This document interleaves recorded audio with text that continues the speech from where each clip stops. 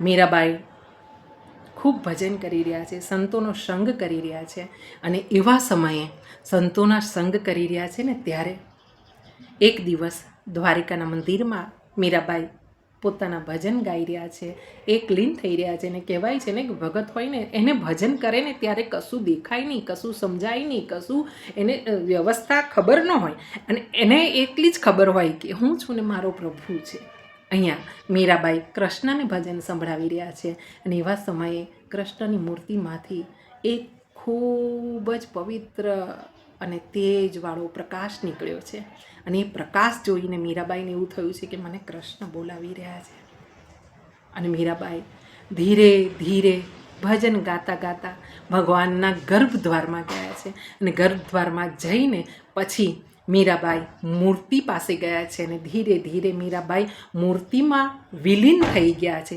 જોનારાઓએ કહ્યું છે કે ધીરે ધીરે મીરાબાઈ મૂર્તિમાં વિલીન થયા છે. ત્યાં મીરાબાઈનો દેહ નથી, ત્યાં ખાલી મીરાબાઈની એક ચૂંદડી બહાર મળી છે.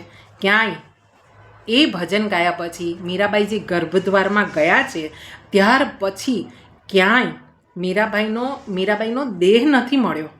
હા, ક્યાંય મીરાબાઈની કોઈ મજાર કે કોઈ એનું સમાધિ સ્થાન નથી મળ્યું. એટલે આપણા સંતો જેમણે જોયા હતા એ લોકો દ્વારા કહેવામાં આવ્યું હતું કે મીરાબાઈ તો ભગવાનમાં લીન થઈ ગયા છે. અને આમ ભગવાન કૃષ્ણએ પોતાની સાચી ભક્તને પોતાની અંદર સમાવી લીધી. પોતાના પ્રેમમાં જે પાગલ હતી એવી મીરાબાઈને પોતાની અંદર જ સમાવી લીધી.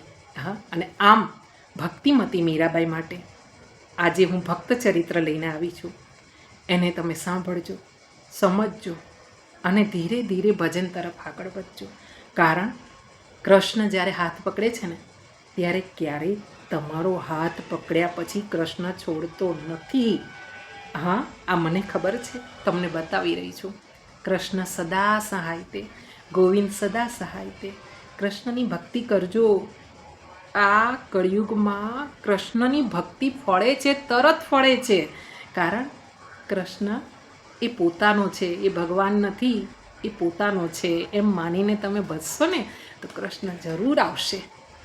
હા, જય જય શ્રી કૃષ્ણ. ગોવિંદ સદા સહાય તે.